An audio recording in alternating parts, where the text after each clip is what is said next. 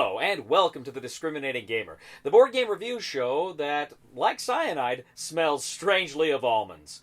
My name is Cody, and you know what? I am fascinated with the Napoleonic era. The Napoleonic Wars are just endlessly fascinating to me. I love learning about it, I love reading about it, and I love playing games set in the Napoleonic era. So today I'm going to take a look at Commands and Colors Napoleonics from GMT Games.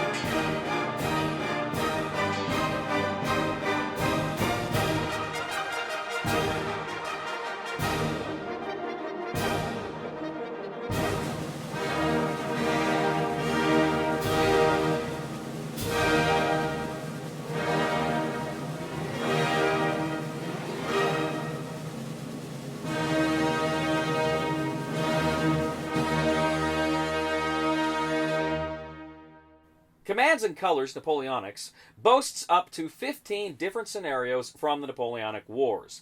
Most of them take place in the Peninsular War, when you had Britain and France fighting each other in Spain.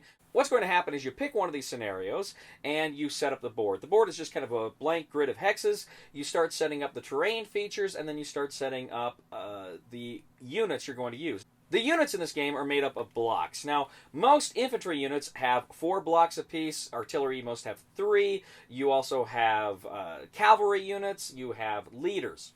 The blocks represent your hit points, but they also represent your strength most of the time. The scenario will also tell you how many command cards each side gets. Now, these command cards essentially are the engine of the game. They're going to tell you if you can attack in the right, the left, or the center. They're going to tell you how many units you can move with and attack with in each section of the board. Now, you can make either ranged attacks with your infantry or your artillery, or you can do melee attacks with all of your units. Melee, of course, you have to be adjacent, and if you're shooting, you're using a ranged weapon, you have to be within range. The number of dice you roll is determined by your range to the target and the number of blocks you have in your unit. Now, when you roll the dice, various symbols will come up. Infantry, cavalry, artillery, and for every symbol that matches the target unit, that enemy must remove one of his units from the board. If you roll flags, they have to retreat, and in melee attacks, sabers also cause the enemy to take some hits. Every time you destroy a unit, you get a victory banner. Whenever you get enough victory banners to meet the scenario's objective, you win the game. Now, on the surface, this is the same engine, the same game as Memoir 44, Battle Cry, Battle Lore. In fact, this game is a bit different. It's a bit different because you've got different units. Not all of your infantry is the same kind. You've got light infantry, you've got line infantry, you've got marksmen, you've got guards, you've got grenadiers. You've also got different kinds of cavalry. You know, you've got heavy cavalry, light cavalry, hussars. You've got different kinds of artillery, horse artillery, foot artillery, guards artillery. So you've got different kinds of units, and each of these units has little peculiarities, little subtle differences that can make big, important things happen on the board when you play them. Now, also, some of the cards you're playing in this game are unique to this. In addition to cards that just let you attack, you can play cards that let you do, say, a first strike, meaning if somebody comes at you in melee, you can hurry and play that card. You can melee them back before they get a chance to attack you, maybe push them back. There's a rally card here that allows you to return blocks to units and then activate them, which is a very powerful card. One of the most important innovations here of Commands and Colors Napoleonics, though, is forming squares. Now, just like Napoleonic armies used to form squares to avoid cavalry charges, so too can you form squares in this game, and how you do it is very cool. The attacking player must ask the defending player, do you want to form a square? If the defending player wants to, he puts out his cards, and the attacking player chooses one randomly. He doesn't look at it. The defending player then takes that card, places it face down on the appropriate square on his card.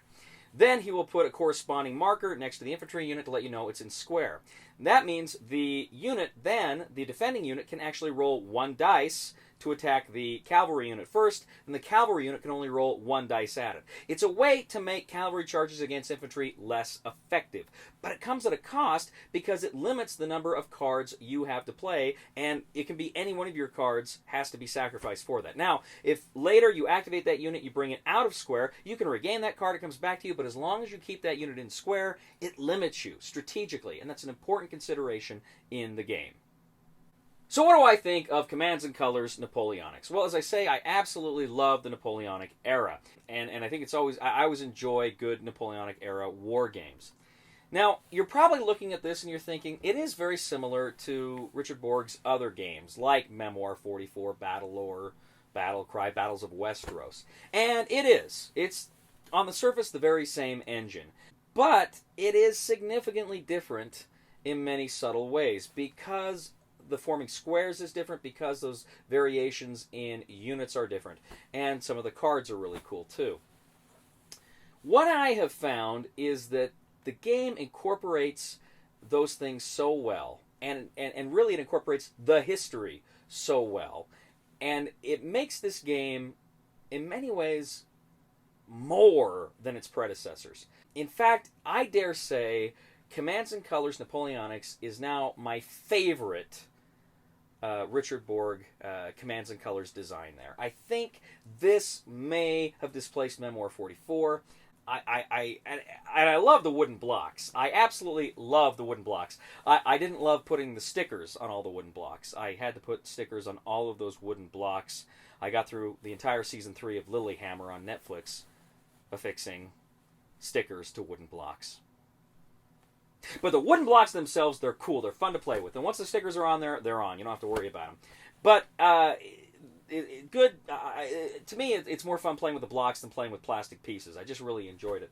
And I got to tell you, it just came together. This is a game that just, I don't know, it just worked. It flows every time I play it.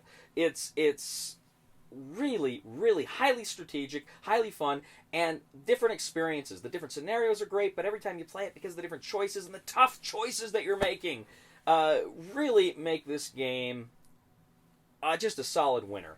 Now, I have to tell you, I reviewed this game largely on the recommendation of my friend Anya, who is from Poland and lives in Norway. She said she thought this was the best of the Commands and Colors games, and I almost half-heartedly decided to try this one out to kind of prove her wrong. Say, yeah, you're not going to beat Memoir. She was right. She was right. This game rocks. Highly, highly, highly recommend Commands and Colors Napoleonics. You know, if you're new to this kind of system, maybe Memoir is the way to go. But for experienced players, this game is just rocks. I love, love, love Commands and Colors Napoleonics. So the Discriminating Gamer wholeheartedly recommends Commands and Colors Napoleonics. You're gonna dig it. If you'd like to learn more about the Napoleonic Wars, I recommend the following books. Napoleon's Wars in International History by Charles Easdale. Napoleon in Egypt from Paul Strathern. And The Age of Napoleon from J. Christopher Harold. Thank you once again for joining us today on The Discriminating Gamer. As always, we ask you to please, please, please leave a comment here on YouTube, on Board Game Geek, on our Facebook page, on our website, thediscriminatinggamer.com. And please, please, please like us on Facebook and subscribe to us on YouTube. We are The Discriminating Gamer. And you know what? Just like Napoleon Bonaparte, the best people are short people. Please somebody help me on my feet again. And I don't know where I'm going, and I don't know where I've been. Please somebody help me on the solid ground. It's a long time, and I'll be dying. Once a year I wind up in the band. God knows that I love to fight, but I don't ever win. That nation's stability number.